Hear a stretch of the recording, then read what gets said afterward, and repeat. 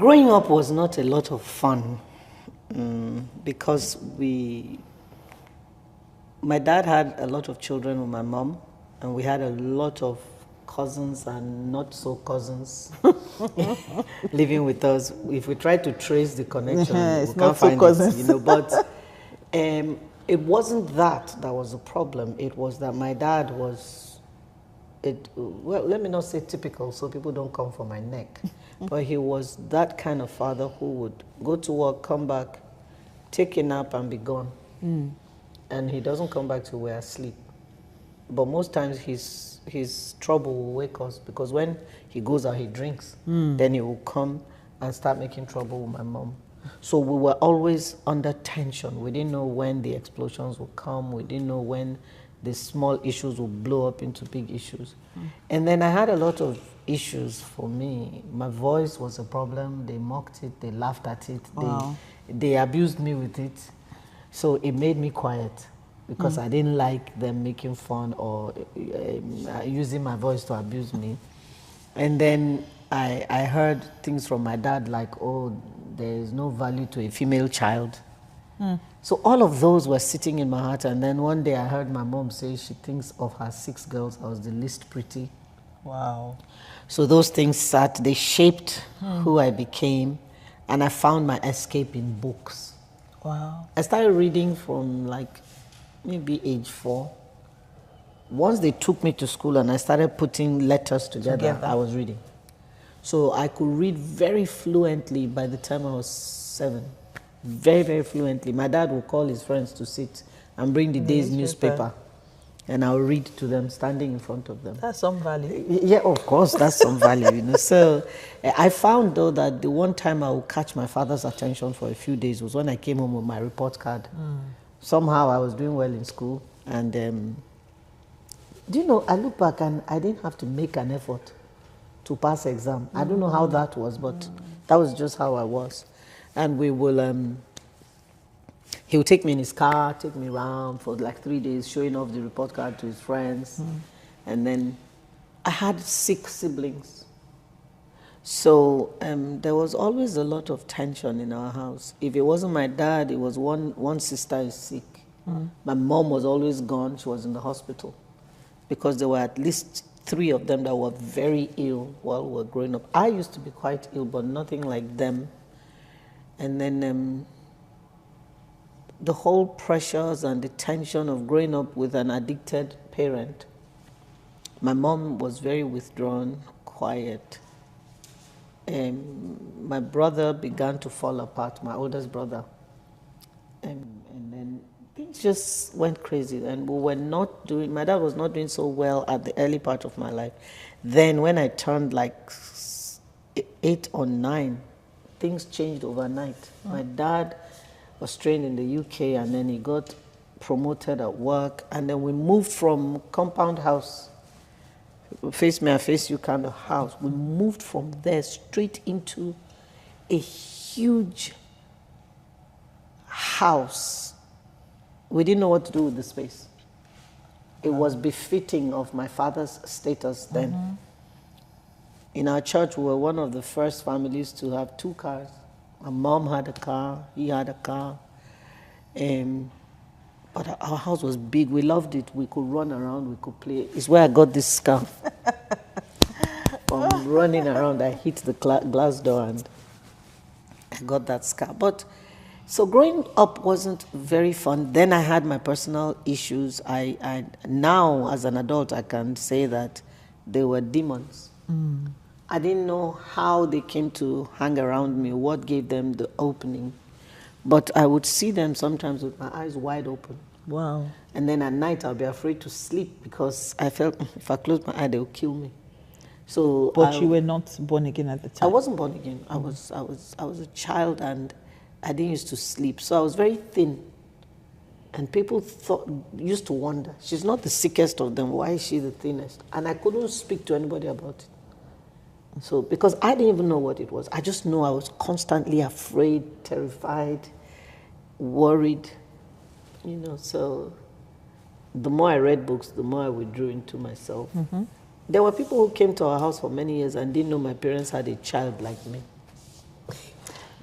But it's so hard to Connect. yes, the Reverend Christie, who is everywhere, bubbly, energetic, playful, loud, happy, always laughing, always dancing, with that child that wouldn't say a word. Yeah. Because that wasn't my nature. I was constrained. Those things happening were scaring me. Then the things I was hearing from the physical, then the things that were happening in the family was all a cauldron of a lot of not nice things. You know, I look back on my childhood and there are not too many happy memories. Not too many I can refer to. You know, we had moments. My mom would make fun sometimes. We would laugh. She would play with us. My dad was very funny. When he was lucid, he was fun to be around. But you see, pain will overshadow the good moments. Pain will be louder. The pictures will be more vivid. You know, so I was quiet by constraint. Mainly because I didn't like the way they made fun of my voice. Incidentally, it's the voice that has taken me everywhere around the world. Is this same voice. So it just tells you that the enemy sometimes can tell and he will try to fight and kill it before So it has how a did chance. you discover you could sing? Did I Because discover? you kept the voice. You kept the voice, so how? Music drew me. Music got to my soul, so I loved it. And I would hear people sing, and I'd be like, wow, how can somebody have this kind of voice, you know? So I wanted to sing. But every time I open my mouth, people would say, hey. When people are singing, no, they open your mouth. In fact, don't. One day my mother made the mistake. She was going for a women fellowship meeting. She took me along with her. I was feeling special. I'm the child for the day.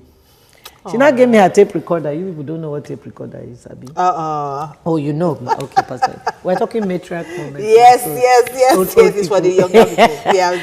So she had her tape recorder and she wanted to record all the songs that the women fellowship members would sing, you know. So she gave me the thing so that I'll be pressing press and pause. Together, yes. I did a good job. Yes. I did record and play. Got back home a few days later. My mother was like, Hi, I have good news for you. Now, are you a wife? You're wondering what exactly does that mean? What am I doing here?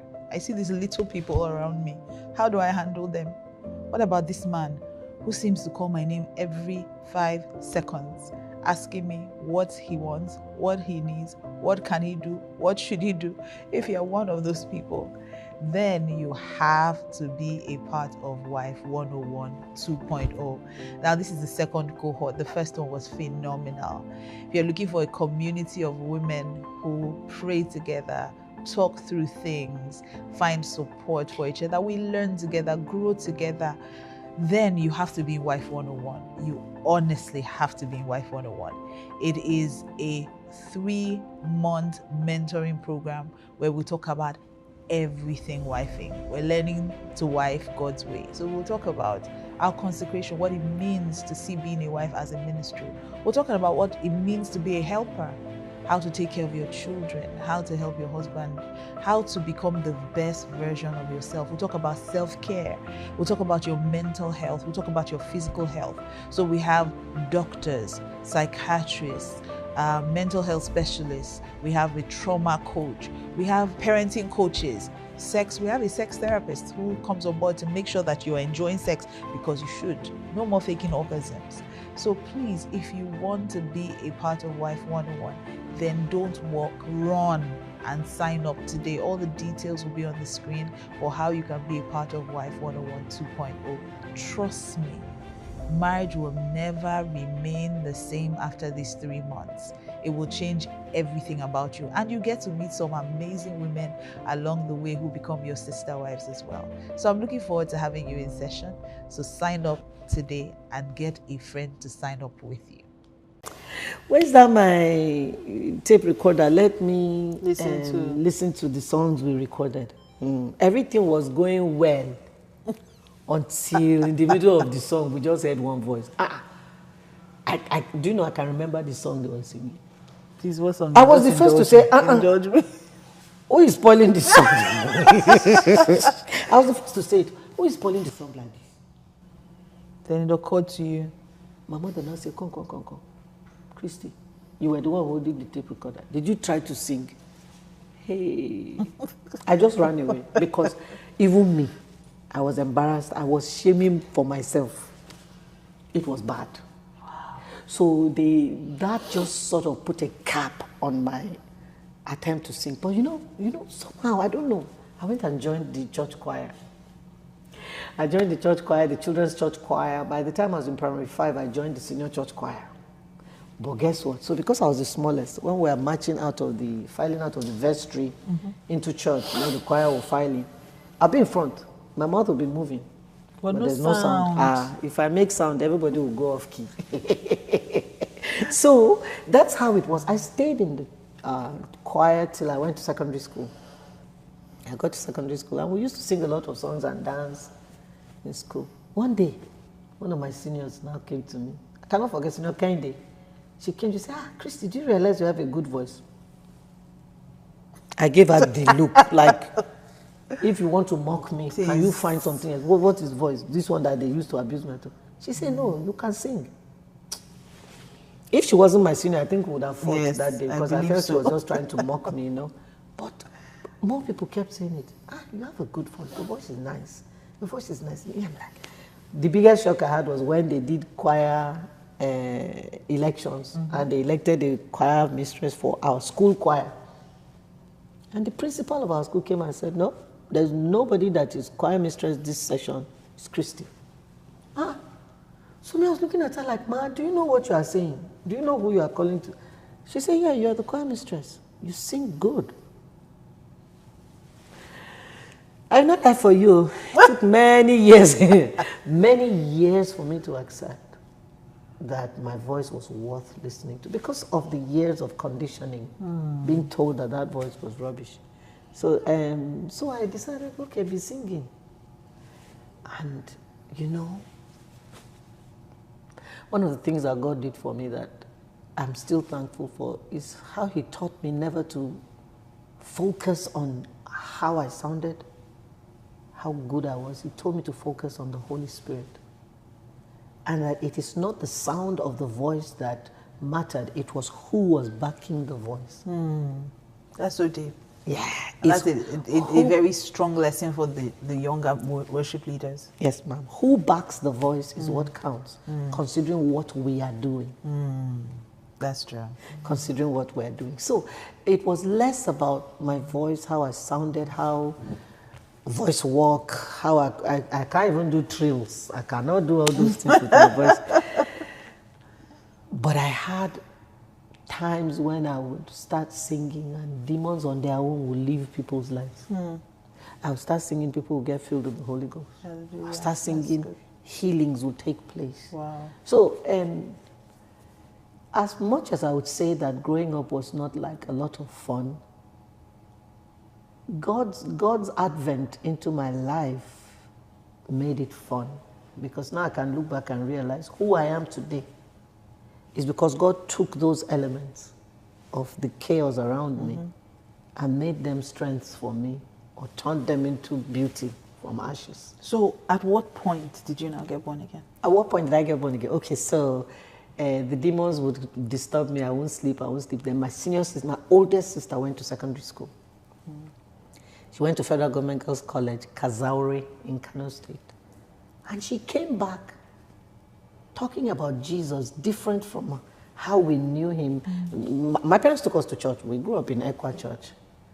And Ekwa Church, as vibrant as Ekwa Church was then, it was not Pentecostal. So we knew Jesus as normal. We prayed. My sister came back with something extra. She was excited about Jesus. She was vibrant. She was talking. She was speaking in tongues. Wow. I'm like, what is this? My dad was like, don't do that one here. But I was drawn. Because my sister was a sick one. She was usually depressed, withdrawn, detached. But here she is, in spite of the illness. The illness didn't go away. But she had this joy that you saw through, you could see it. So I said, started talking to me about Jesus. And she took me to a crusade. It was a group of young, vibrant men and women. They called themselves Kano Students for Christ Crusade. The late Pastor Charles Omofoma of the Carpenters Church was part of that ministry. Wow. Bishop Ken Ebolum in Kano, in Asaba now, was in that ministry. Pastor Isaac Wangoro was in that ministry. Almost all of them are preachers of the gospel now. Wow. So she took me to that crusade. And the truth is, those demons, even when we went to church, they followed me. They used to make noise around me, be jumping around me. I'll be seeing them. So they would distract me. Even if pastor was preaching powerful message, I don't go here. So we went to that crusade. For the first time, after like 10 minutes, I just realized how quiet it was and how I could hear the pastor directly. And I was like, wow, where are they? They're not here. Wow. I heard the pastor. He preached and he made an altar call. I came out, gave my life to Christ. I was 10 years old. Gave my life to Christ. Came out of the crusade ground and saw those demons on a tree. They were waiting for me to come out. But that was the last day I ever encountered them. They ever came around. The last day they kept me from sleeping. I never saw them again. I said, so there's a presence which is peaceful that can drive this nonsense one away. Yes. I will stay with this one. Wow. And that was the mercy of God. It's been 48 years. Some people are not even 40. let's leave it. Some people are not even 48. 48 years ago when that happened, and every day I'm thankful for that. Every day. God is good. I really, really love hearing people's salvation stories because it just shows how intentional God can be. He will chase you down. Yes. He knows you need him, so he will chase you down. And your life literally turned around. When you started singing, you said it's that same voice. And I think that's why Satan wanted to silence the voice. True. Because he knew that voice would take you all over the world. And you've been ministering for as long as, and I've heard that name for as long as I know. I've heard the name Christie Bature. So what was ministry for you as a young person, especially when you were not married? One of the reasons why we do matriarch moments is because the Bible says, let the older wives teach the younger ones. So I say, let the older women mentor their secrets that you guys must not go to the grave with. Yes. The lessons you've learned, that we don't have to struggle. The younger generation doesn't have to struggle. We need to learn it so that it's easy for us to navigate life. So for you, I know you started ministry even before you got married. In fact, you became popular in ministry before you got married. Yeah. So how did you navigate the single life and being a minister of the gospel? Okay, so I really can't tell you other than God just put that there. I just found a desire to do good. I wanted to. Okay, let me put it this way. I was always concerned about God's opinion of me. I wanted. I like that. I wanted to know that God is saying, "Oh, I like her. She's my good child." Oh, yes, it's very sweet. Yeah, so it mattered to me how God saw me. I'm sorry. I'm really sorry to interrupt, but is it as a reflection of also something that you wanted from your natural dad? Most likely. Okay. Oh, most likely. It was an extension of that. Okay. I loved it when my dad would pay me that attention for the 3 or 4 days after my report card came. So I wanted him to have a good opinion of me. So every time my earthly dad was upset with me, I would be sad for days. I didn't like it.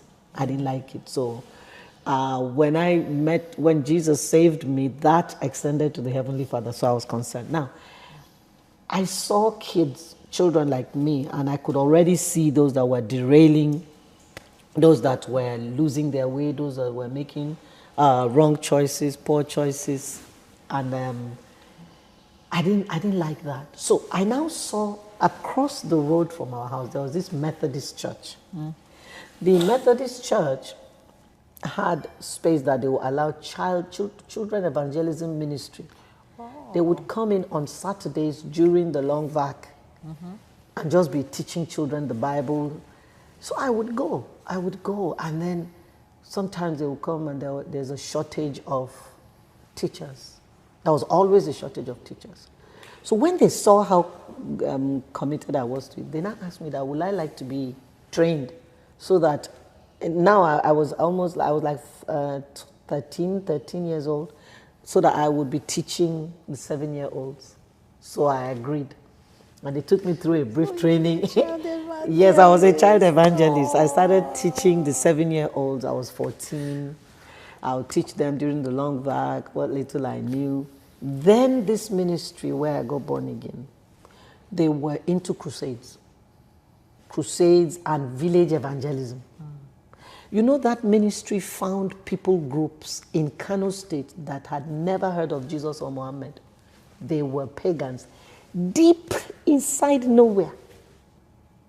So we would leave Kano, drive up to where road reach.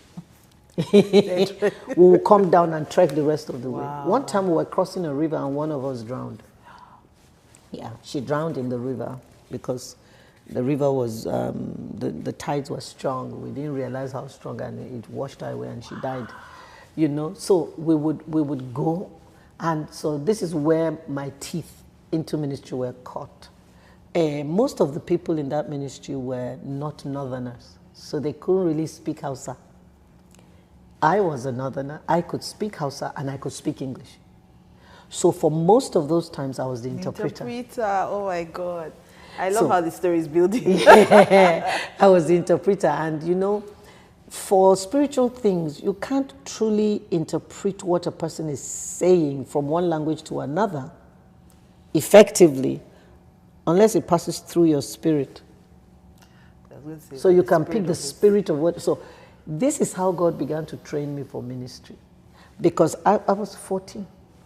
But I had to hear a man of God preach, take what he's saying in this language and pass on exactly what he's saying to the people. With the spirit of it. Yes, with the spirit of it. So the people will get born again. We went to one village one time, the people said they don't want, we should go away, we should go away. And they just came to the chief of the village and said that his father is dying now.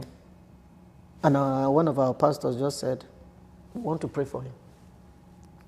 And the man said, if you pray for my father and he gets well, we will become Christians. See Jehovah. Mistake. Papa stood up like Peter's mother-in-law. I'm telling you. Straight up. Wow. The whole village became Christian. Then they said, oh, any people are not here, how will we know how to follow God? They gave us 2 of their sons. We took them to Bible school. Oh, God. Paid them through Bible school. They finished Bible school and came back to pastor their people. Oh, my God. Amazing. Oh, God.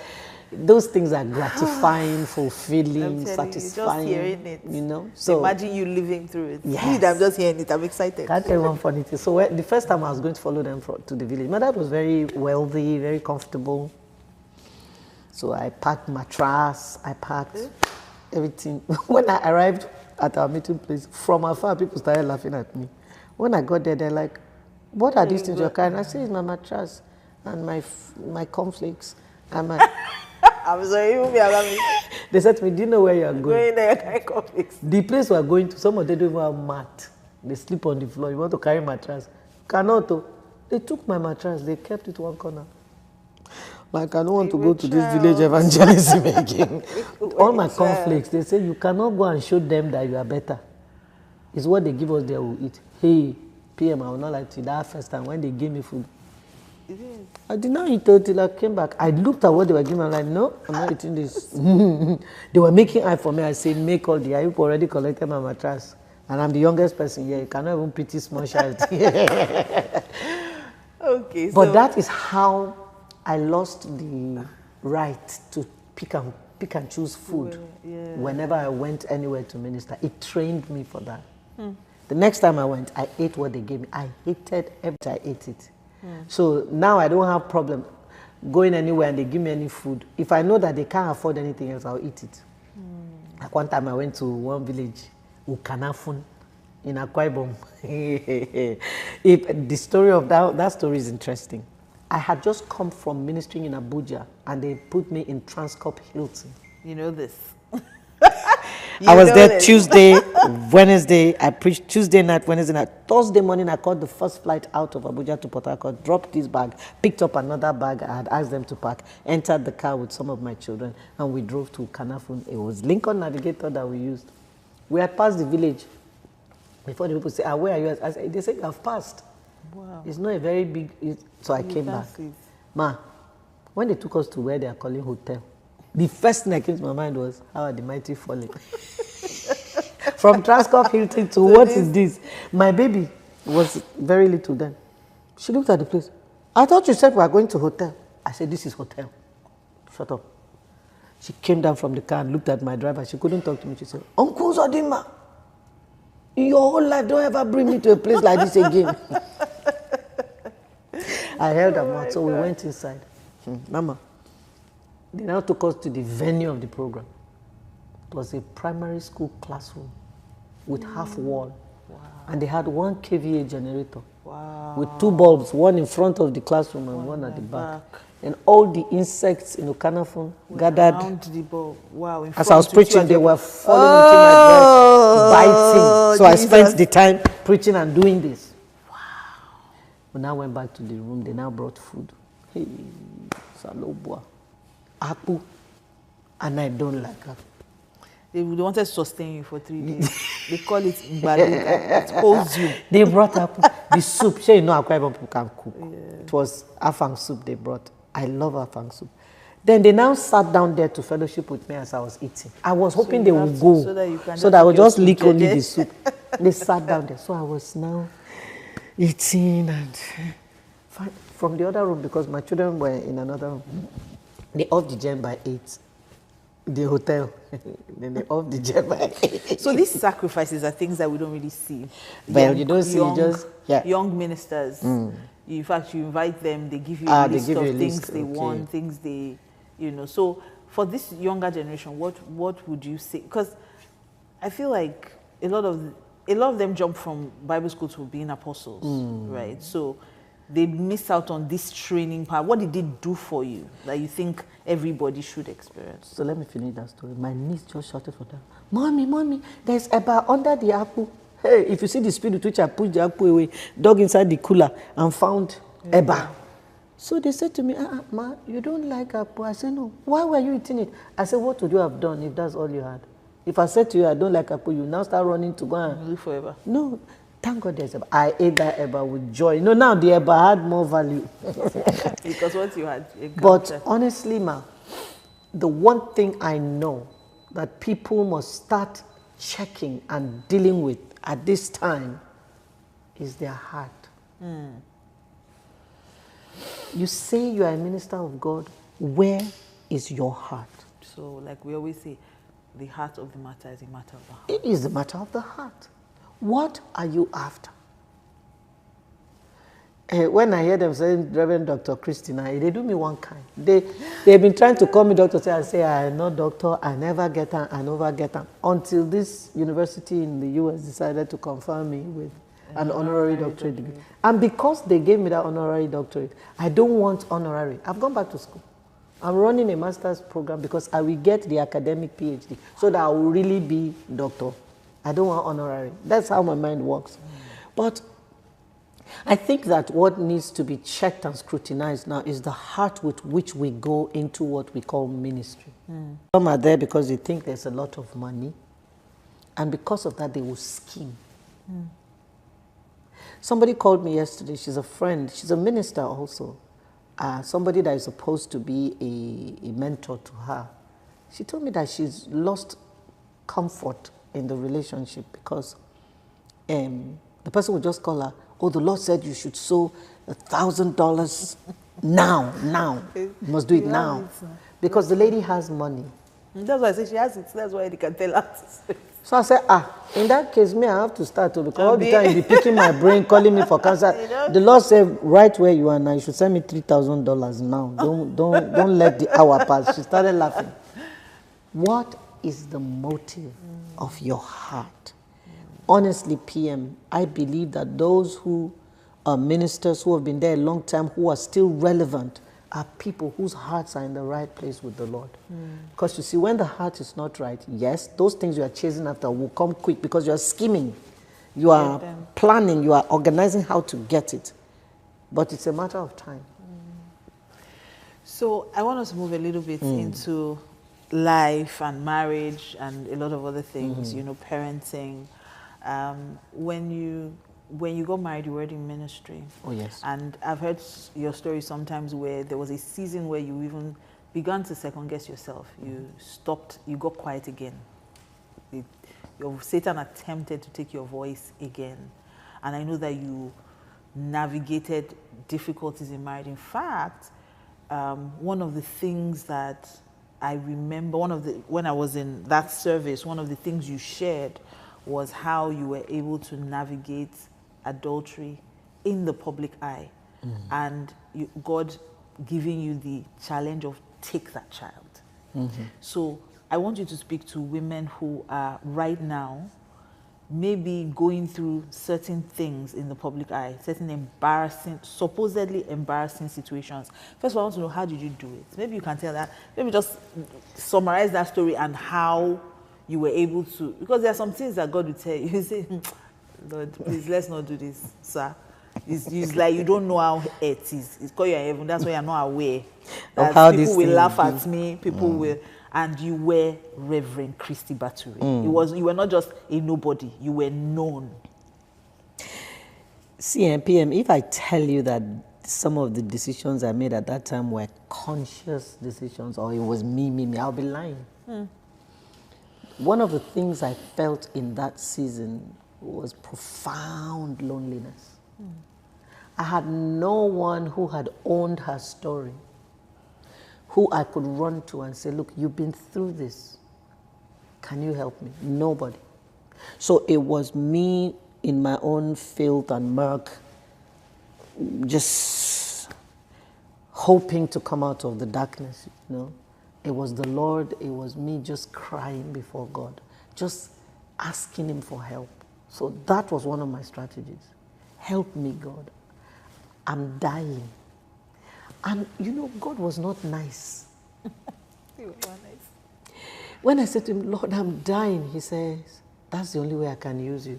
Yes. He was throwing stuff back at me. He was throwing scriptures back at me. I said, why are you pressing your finger on me? I'm not the one who committed adultery. Why is your attention on me? He said, because you are the one upon whom the oil is. Wow. He said, and you go like taking oil, oh. You go, Daddy, you go like hold your oil, sir. Please. You are the one upon whom the oil is, and the only way I can keep the oil flowing is to keep pressing you. Oh, wow. It's to keep the pressure on you. So if you fail in the day of adversity, your strength is small. I'm telling you, PM, scriptures came alive. Hi, I have good news for you. Now, are you a wife? You're wondering, what exactly does that mean? What am I doing here? I see these little people around me. How do I handle them? What about this man who seems to call my name every 5 seconds, asking me what he wants, what he needs, what can he do, what should he do? If you're one of those people, then you have to be a part of Wife 101 2.0. Now, this is the second cohort. The first one was phenomenal. If you're looking for a community of women who pray together, talk through things, find support for each other, we learn together, grow together, then you have to be in Wife 101. You honestly have to be in Wife 101. It is a 3-month mentoring program where we talk about everything wifing. We're learning to wife God's way. So we'll talk about our consecration, what it means to see being a wife as a ministry. We're talking about what it means to be a helper, how to take care of your children, how to help your husband, how to become the best version of yourself. We'll talk about self-care. We'll talk about your mental health. We'll talk about your physical health. So we have doctors, psychiatrists, mental health specialists, we have a trauma coach, we have parenting coaches, we have a sex therapist who comes on board to make sure that you are enjoying sex, because you should. No more faking orgasms. So please, if you want to be a part of Wife 101, then don't walk, run and sign up today. All the details will be on the screen for how you can be a part of Wife 101 2.0. Trust me, marriage will never remain the same after these 3 months. It will change everything about you. And you get to meet some amazing women along the way who become your sister wives as well. So I'm looking forward to having you in session. So sign up today and get a friend to sign up with you. Scriptures took on real life. But did you have to carry the charge? Well, So there was adultery, and then there was a pregnancy. So it was one thing to deal with the reality of the adultery, but to know that a living, breathing human being was going to be the result of that, and I had to live with that. I know that my sanity was threatened. That time I couldn't. Shame was like a kimono. I wore it every day. I became scared to leave my house. Shame can cripple you. Yes. Shame can break you. And one day God said to me, "You are not the one who committed adultery. It's not your shame." It takes hearing God to Yes. be able to deal with that, because I work with women who have been through infidelity, and I find that convincing them that there's nothing to be ashamed of is such a hard thing. So you are saying it still requires God, because sometimes it's that encounter with God, hearing Him say to you, this is not on you. And us also changing the narrative. Teaching our children the way to appropriately apportion responsibility. Okay, what do you mean by that? I'm not the one who committed adultery. Why is the shame mine? It's a subtle thing in society where we shame a woman for her husband's wrongdoing. It's a cultural thing. Even a man, if his wife commits adultery, he feels shame. It's like they're saying, oh, you were not good enough, that's why this person went out. One of the things I try to do when people come to me and one has committed adultery is to trace where they began their sexual struggles from. And most times you find that the issues predate the marriage. Yes. So it's not about how fine you are, how ugly you are, this was going on long before you came into the picture. So I had no one to run to, and in the midst of my pain, I heard myself say to myself, no other woman should go through this alone. Because this pain is too much. So this is the platform upon which I began to speak about my story.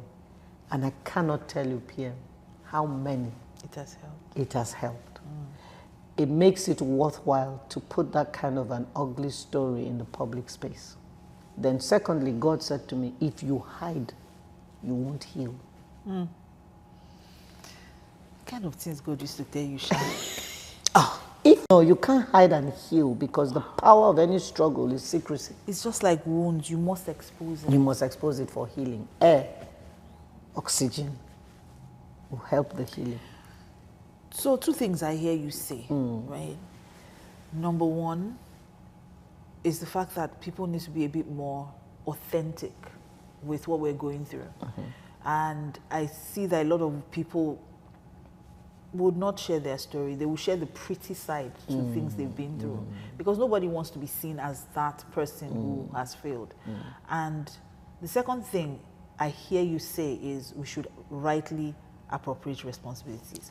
Now I'm going to take you up on that. Sure. Because I've heard you say, if I catch you trying to spoil somebody's marriage, I will beat you as a woman. So what do we do to the man? Because we're beating the woman, the other woman. Good. But what do we do to the husband? So this is where the gap is. I want to beat that girl so that she will go away, so that the man can face the woman in his life. Then call the man. Arrest you. Well, the people where they do once they see say beating, they come. They know say they deserve it. But the truth is that these are some of the narratives we must change also. It hurts me when we make the victims responsible for fixing what they didn't break. How can a man cheat on his wife? Let me just use man cheating on wife. She's in the pain of that. And you look at her and tell her that maybe you were not giving him enough sex.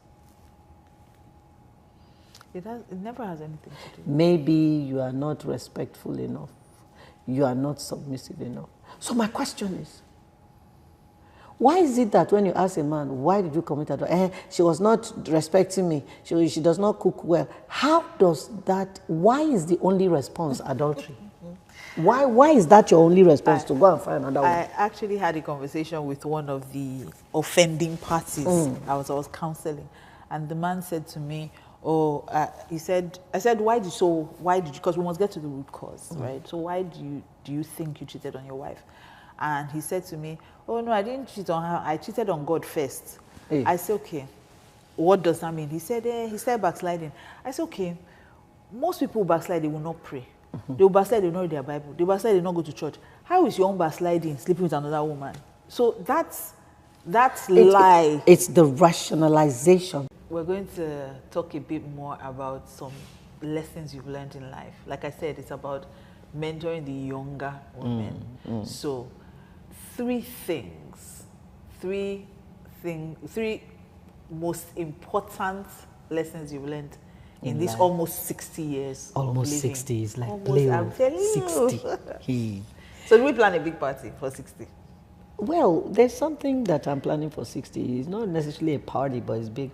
Please. Yeah, I'll tell you. Yes, please. Okay. Any way I can help as well.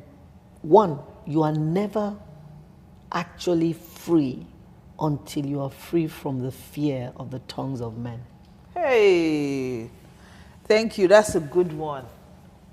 It's one of my strongest lessons that undergirds the way I relate with people. You are not truly free until you have become free from the fear of the tongues of men.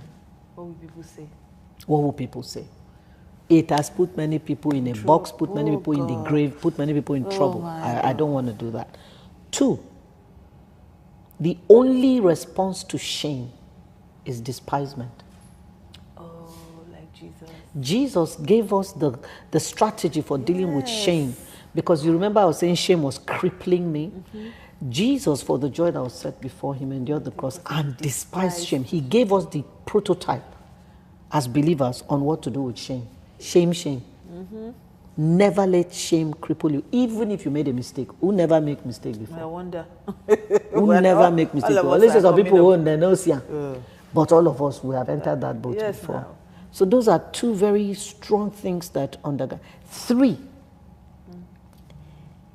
I am intentional about maintaining joy. Yes. Intentional. I channel a lot of energies in maintaining my joy. That's where most of my energies go. I choose every day. Joy. Joy transcends happiness. Happiness is happenstance. So I refuse to let happenstances dictate the aura around me. I control it with joy. So those are my three. Very profound, very, very profound lessons. Okay. So 3 things marriage taught you. Marriage taught me that you think you are perfect until the other person comes into your life and starts showing you how flawed you are. Then you'll be like, it's maybe this. And it's truly you. Yeah. Marriage opens you to seeing you through the eyes of another person. And many times you don't like what you see. True. What you see shocks you because you have such a high opinion of yourself. Yeah. Until somebody else comes into your space and says, You know, it's interesting that you said this. A couple of years ago, I started praying. God told me to start praying one prayer that, Lord, show me what it's like to be married to me. I didn't quite like it.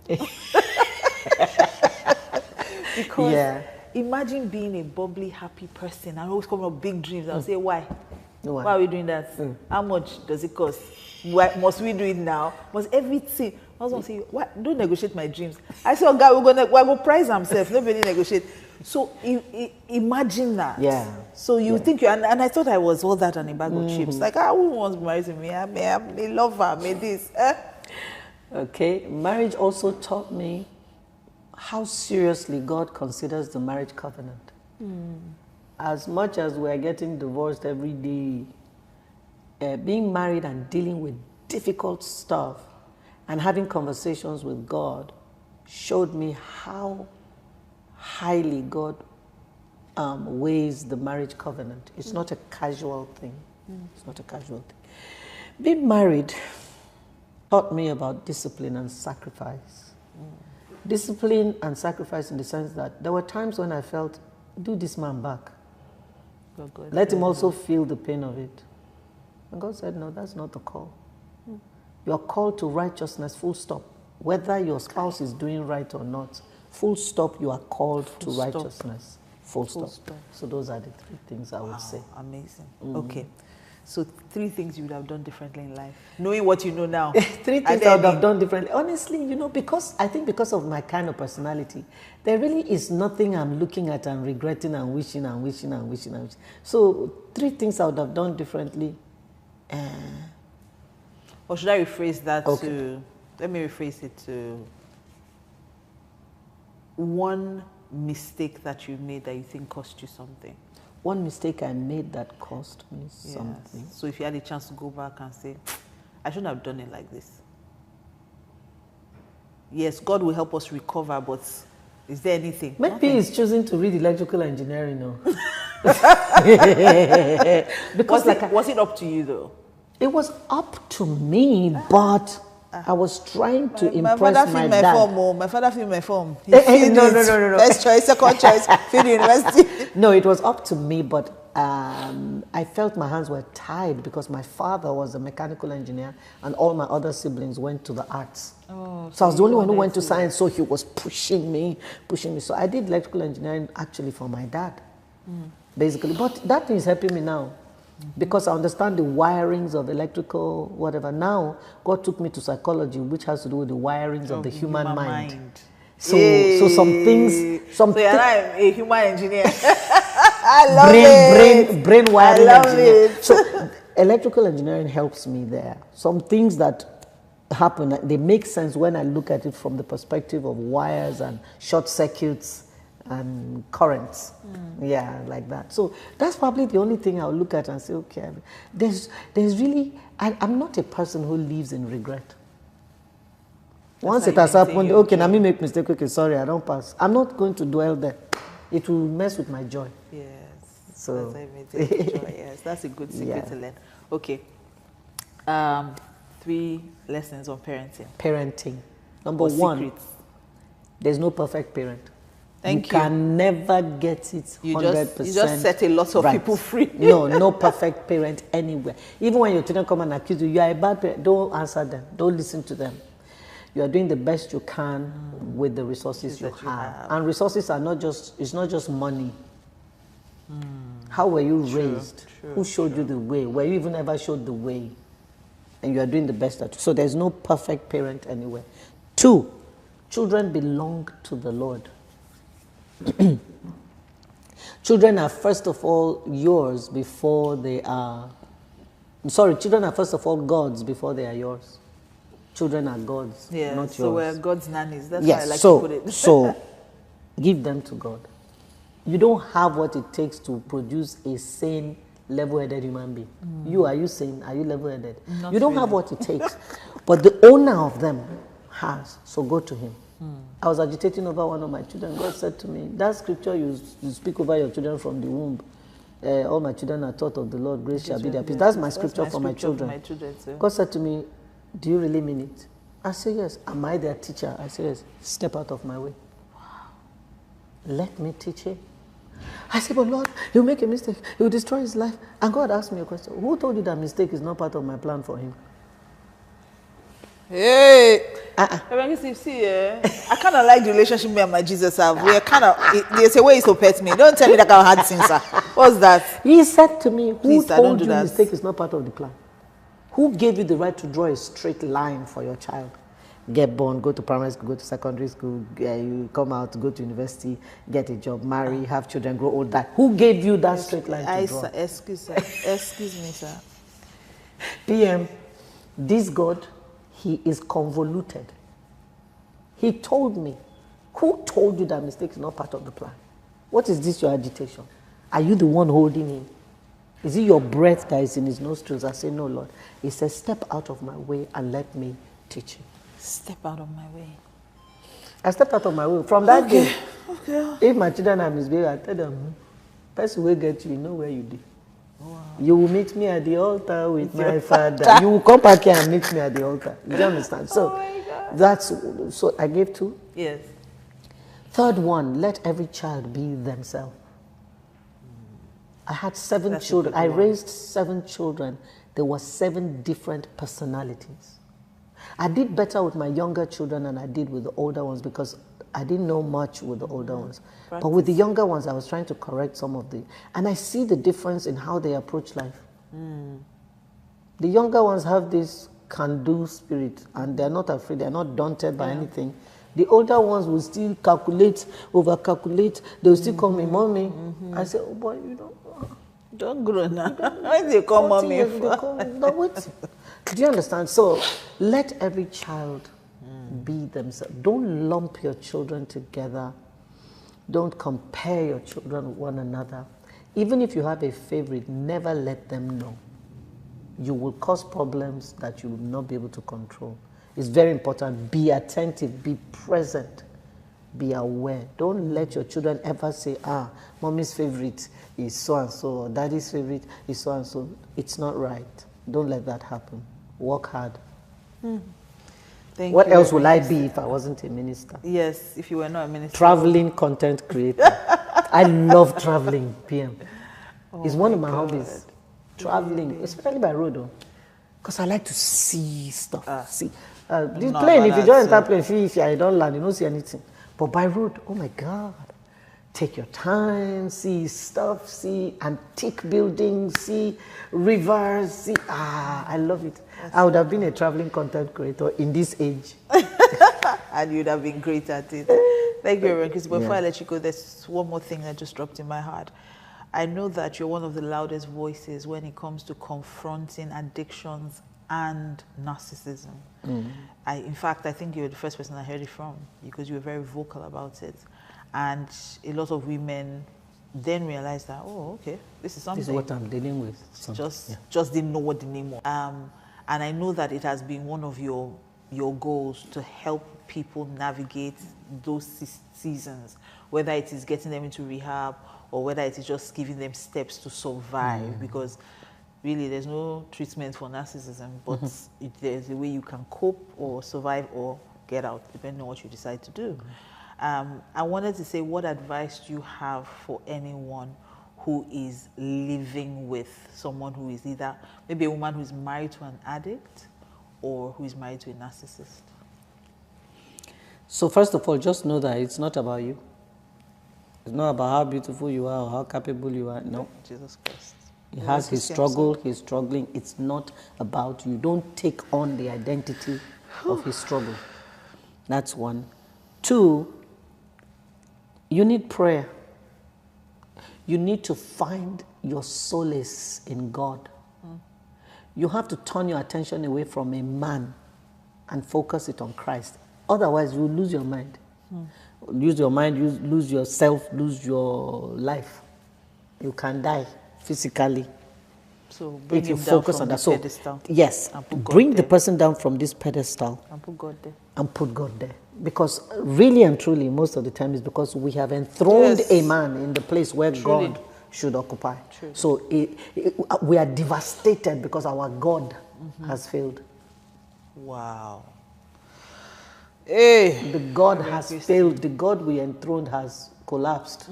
He looks human now. We can't deal with that. He's a man. There's a God hole in us. We must fill it with something. So you can take a husband or a wife and put them in that God place.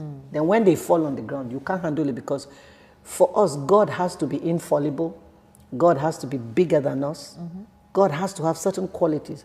Now, when you have enthroned a man and he falls short of that, you are devastated. Yes. Because your God has suddenly is not God again. So remove man, put God. If you are a man and your wife is the narcissist or the addict, remove wife, put God. Remove woman, put God. So the first thing is, it's not about you. 2, put God in. 3, seek help. Yes. That's so Please crucial. seek help. Seek help for yourself first. Because the person struggling may not want help. Oh, for yourself. They may not be first. willing to listen. They are not acknowledging they have an issue. Seek help. Find a support group. Find a counselor. Find a friend. Find somebody who understands what you are struggling with, and find support. One of the greatest tools of Satan is isolation. Once he can isolate you, he can cut you down easily. But if you have a support system, it's not easy for him to cut you down because there are other voices speaking, not just the voice of your pain. Yes. So seek help. Then try and get the person to accept that they need help. Sometimes you have to do that. So, but please, the most important thing is put God in the center of your heart. He will be enough. He always is.